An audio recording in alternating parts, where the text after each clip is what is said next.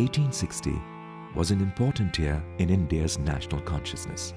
For the first time, Indian labour was shipped to work on English sugar plantations in South Africa. The first ship carrying indentured labour, Truro, left the Madras port and landed on the shores of Durban on 16 November 1860. It carried as cargo 342 Indians.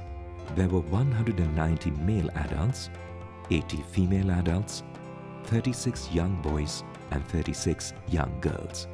Later, more ships travelled for Durban from different ports of India. Till 1914, a total of 152,184 people came in as indentured labour to South Africa. My great-grandfather, Eria Jagia Ramsamy, came into South Africa in 1860 on the first ship, the Truro. And my mother's side, my great-grandfather, he also came on the Truro. So they were actually what they call Jazwalas. They came on the same ship. Like Elia Jaga Ramaswamy, many more Indians came to South Africa with the hope of a better life. On arrival, reality hit them. The hopes of many were shattered.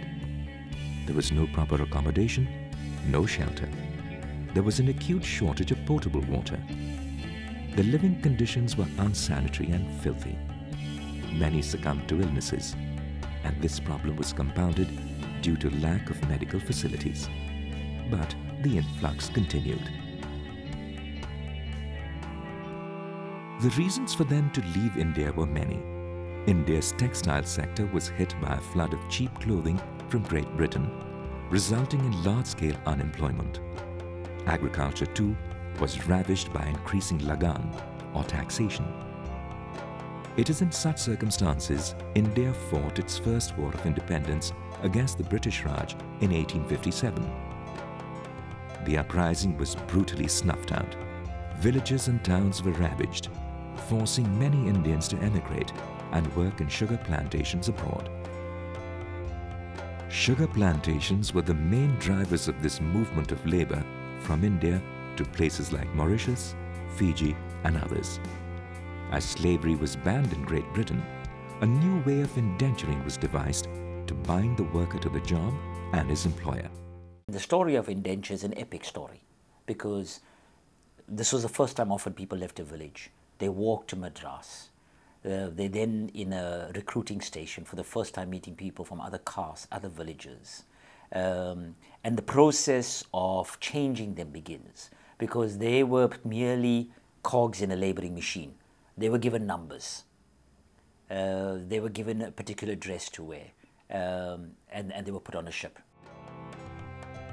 Indentured labour had the option to return home after completing their 5-year contract, but only 26% availed of this offer. Many of them had adjusted to their new life in South Africa and found it tiresome to go back to their villages in India. Culturally too, a lot had changed for them. On the one hand, many had transgressed the norms and traditions of the village by marrying across caste lines. There's a story of a man who says, you know, I can't go back to my village because I'm eaten from people from other castes. He's giving evidence to a commission of inquiry in the 1880s. Another one says, you know, I have to throw off my Janoi as a marker Brahmin because I've destroyed my ability to be able to practice being a Brahmin. Others, the years had passed and they started to build a life, their kids have started to build a life, and that's the extraordinary thing about indenture. Not all who came to Natal were labourers. Many came in as passengers, searching for fortunes in a land that held great promise.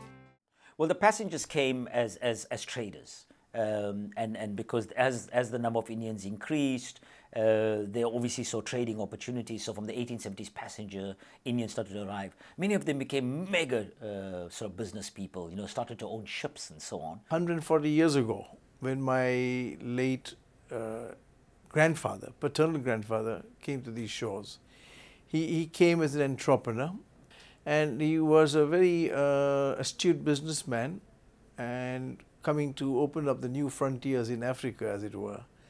He was essentially in the import-export business. he used to import goods from the UK. On one particular trip we know about that he went there and he bought so many goods that no shipping line was prepared to carry all his goods back to Africa. They said, we can't cope with all this. So he said, in that case, sell me a ship. I'll take my own goods back. And he bought a ship. Indians in South Africa may have been civilizationally distinct from indigenous people, but due to complicated historical and political circumstances, they found themselves on the wrong side of the racial divide.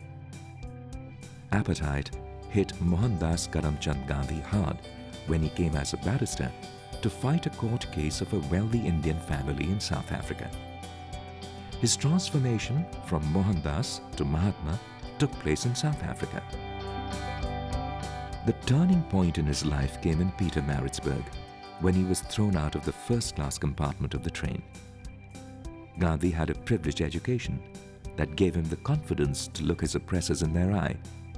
But those who came as indentured labor, or as passengers too, opposed the hated policies of segregation.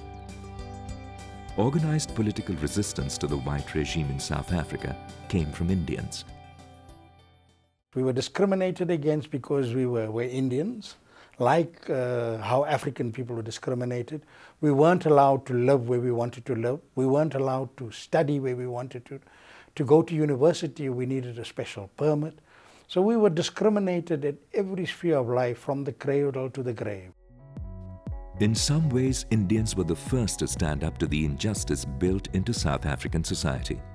They feared a loss of identity and disenfranchisement due to stifling racist policies of the apartheid regime. The rediscovered stories of the indentured Indians showed them to be resistors who drew courage from the richness of their culture. Indians proved to be argumentative and tenacious in fighting for their rights in courts, even when they suffered many a times due to loss in translation and interpretation. Inspired by the Indian freedom struggle against the British rule, South African Indians actively fought for their rights.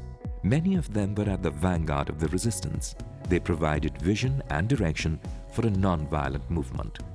The coming of age of the Indian political leadership and their links with other anti-colonial freedom movements in different parts of the world put pressure on the racist regime to treat them with respect. In post-apartheid South Africa, there has been great excitement amongst people of Indian descent to rediscover the lost ties with the land of their forefathers. Many descendants of the indentured labor are of the belief that revisiting their past will help in rebuilding their identity. The celebration of 150 years of Indians in South Africa has given an opportunity to put together the forgotten narratives of the Indians and their contribution to the fight against apartheid. Gandhi's non-violence has, to a great extent, helped South Africa. In the political field, the politicians, quite a few politicians have taken a leaf from that. I think we were fortunate that we had leaders that had vision, particular people like Yusuf Dadoo and Monty Naika. And their view was always that we are now South Africans and our future lies in working with the African people. And it was Dr. Dadoo and Dr. Naika who worked very closely with the African National Congress with Dr. Nkrumah, and that led to the signing of what we call the Doctors' Pact. In 1947, they signed the Pact of Unity. And in 1952, the African National Congress and the Indian Congress jointly conducted a campaign of defiance against apartheid laws, in which people went to prison. So that under the leadership of these two doctors, the unity of the oppressed people became stronger and stronger. In 1948, the independent government in Delhi raised the issue of maltreatment of Indians in South Africa, compelling them to admit for the first time that they were its citizens. India, of course, was the first country to emerge from colonialism. And right from 1946, the interim government, that's before independence, accepted the resolution of the South African Indian Congress to impose economic sanctions against South Africa, to recall its High Commissioner, and to raise the matter at the United Nations. Despite the violence built into the racist regime and their attempts to sow differences with the indigenous people, Indians' new identity as South Africans was being forged in the crucible of the struggle against policies of apartheid. Panditji said that, look, if Indians in any part of the world must identify themselves with the country where they are settled. They have to struggle there, they have to identify with the majority population in order to bring about a just and a free and a humane society. And this, the majority of the Indians accepted this. In 1950, Group Areas Act led to the ghettoization of South Africa. Based on racial groups and tribes, people were forcibly moved to exclusive townships. The blacks were resettled in different parts of South Africa. Soweto is one such example. Indians were largely confined to Chatsworth in the Natal province and Lenasia in the Transvaal province. Their movements were restricted. They were never revered in this country as for being Indian. No, they were just bundled together with other black races in this country. We were just part and parcel of the black race in this country that was subjugated and looked down upon, and never had any freedom of life in itself here. We were relegated to our own areas to live in. Sanctions were imposed and people were cut off from India, but they held on to their culture, rituals and practices. Circumstances compelled Indians to live together and thus preserve their identity, which was increasingly based on fading memories of what they had left behind. We were very compelled circumstantially. There was no good intentions there, but just by circumstances, we were compelled to stick together. And that's why, by and large, we are a very, very unified people as Indians here. We make up a tapestry of all kind of backgrounds, you know, whether it's Muslim, Hindu, South Indian, whatever. It's one big family. They built their own schools. They built their own places of worship. In the process, they built their own lives. The Juma Mosque is the biggest mosque in the Southern Hemisphere. It was built by a Gujarati family. During the period of resistance, it provided comfort and strength to the oppressed. Today, people of all race and color visit this mosque. Any place of worship, whether it's the mosque or the temple, it goes to prove that the people of India are very, very religious, conscious-minded. Everywhere you see mosques and temples being built, which is the reason that the culture not only is remained, but the religion was enhanced through the occupants of the culture.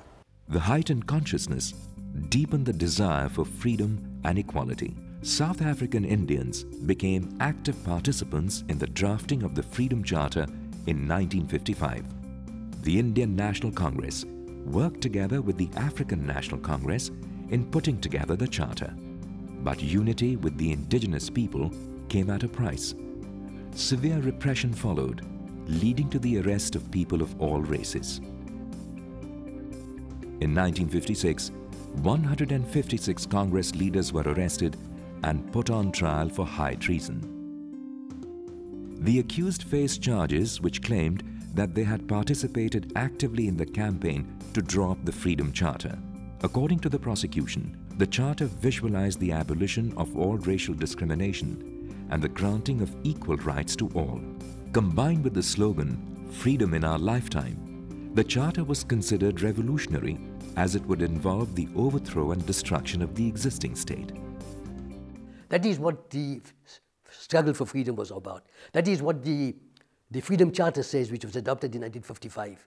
You know, we the people of South Africa declare for all our country and the world to know that South Africa belongs to all who live in it, black and white, and that no government can justly claim authority unless it is based on the will of all the people, and that, you know, the people shall govern, all shall be equal before the law. It's a moving document, and it has been endorsed and accepted.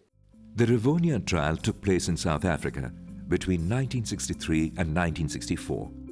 10 leaders of the African National Congress were tried for 221 acts of sabotage designed to overthrow the apartheid system. Ahmed Kathrada and Billy Nair were the two Indians who were tried along with Nelson Mandela, Walter Sisulu, Oliver Tambo, and others. The accused was sent to Robben Island, a feared jail for hardened criminals. Mac Maharaj and Ahmed Kathrada were among those kept in solitary confinement here, along with Mandela and others. Robben Island, as you know, is where all the so-called non-white prisoners were held during the 60s, 70s, and 80s with Nelson Mandela. At one point, at the height of the struggle, I think it was around late 70s, mid 80s, proportion to the population of the country, there were more Indians at Robben Island, given the proportion. So it's been a massive input. And I think the most significant period started in the 1950s. Broken, blood-soaked images of the tortured past and the heroic struggle against oppressors is available in different parts of South Africa. Constitution Hill at Johannesburg is a witness to the turbulence of South African society. Known as the Old Fort Prison Complex and later on chillingly as Number 4, it maps almost all the major events in the fight against apartheid. Mahatma Gandhi, Nelson Mandela, Prema Naidu, and many others spent days and nights confronting the violence of a racist jail system. Prison 4 was a dirty boil on Johannesburg's landscape and was closed down a few years before the end of apartheid. The list of Indian freedom fighters in South Africa is long. 150-year celebration is giving an opportunity for multiple storylines to emerge so that heroes can find their rightful place in history.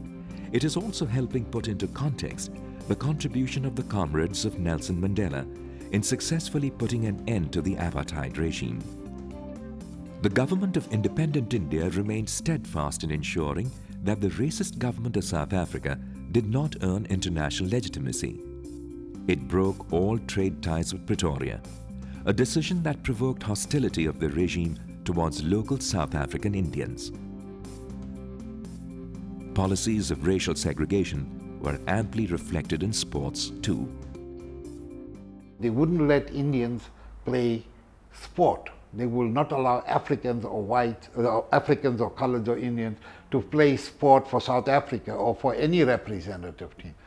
They would give us a little piece of ground and say, play your football there or play your cricket there. And we produced world-class cricketers and footballers on those pitches, but they never played for South Africa. You know, sport became a way in which whites could show their supremacy and so on.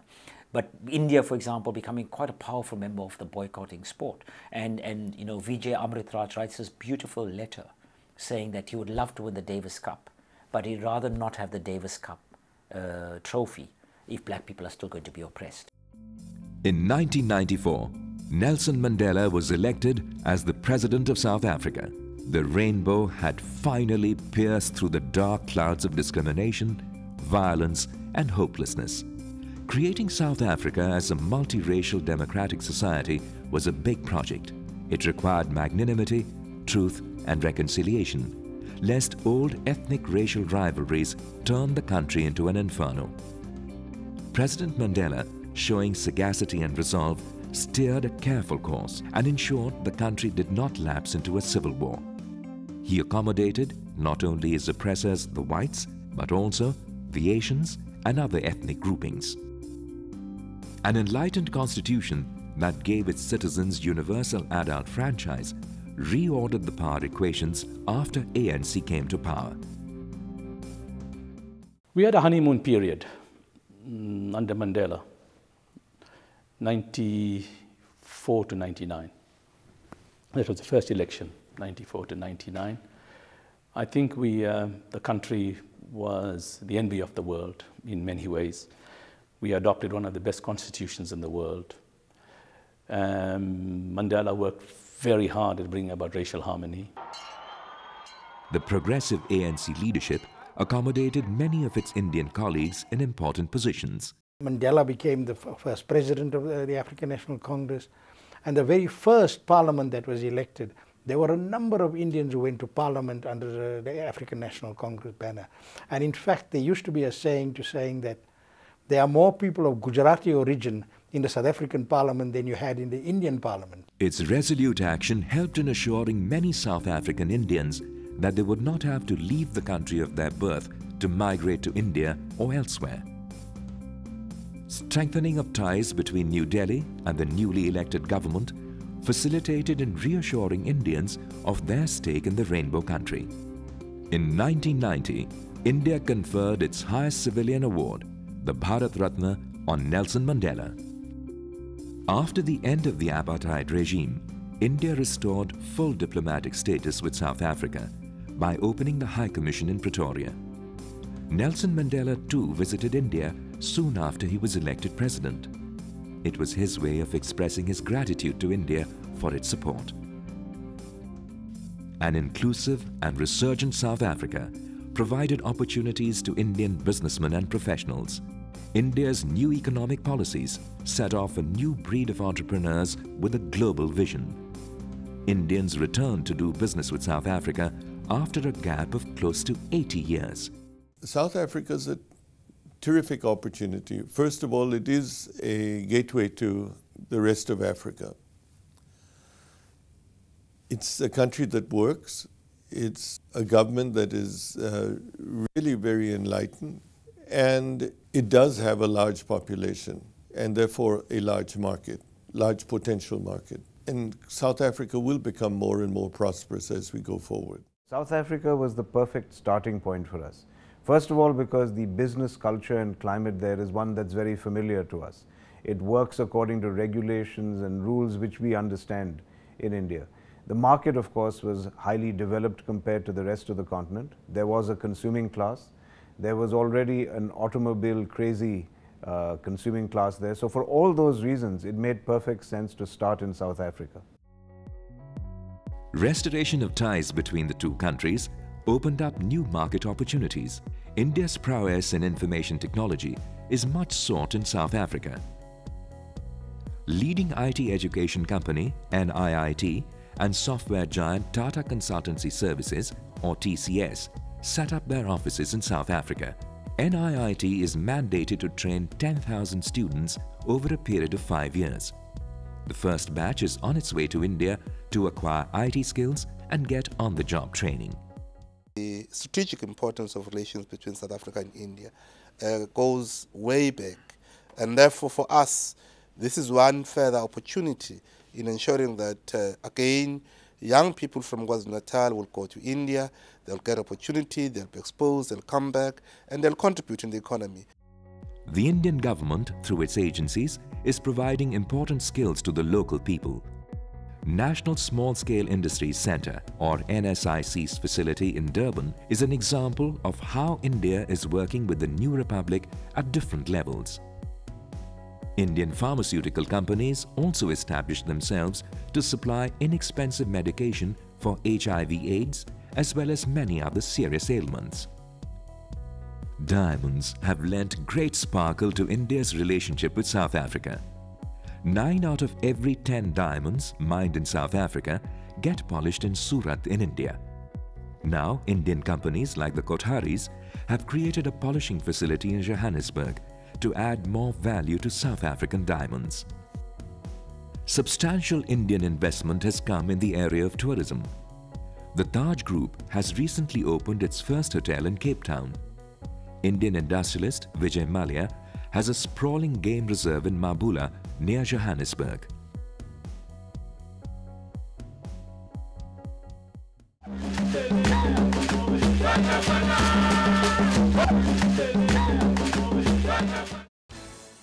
India was the first country that was visited by the unified multiracial cricket team after the lifting of the ban. Since then, the relationship in cricket has blossomed. Indian Premier League, which was held in South Africa in 2009, showcased the enormous popularity of Indian cricket and proved a great experience for all. For many South African Indians now, memories alone do not bind them to the land of their ancestors' birth. India's robust film and music industry and ease of travel is allowing them to understand Indian civilization and its people better.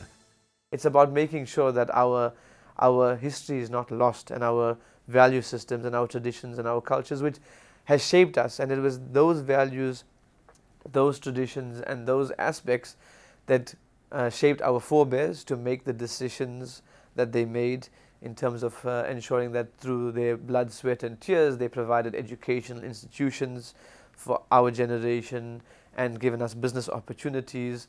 There are many more reasons for South African Indians to remain committed to building a nation where they toiled, struggled and fought alongside their black brethren to end the most hated regime in the world. You're a good soldier, choosing your battle. Pick yourself up and dust yourself off and back in the saddle.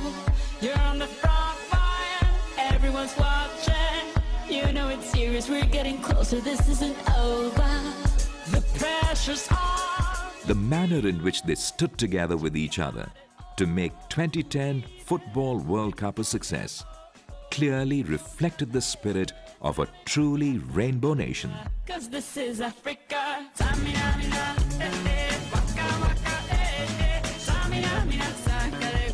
This time for Africa.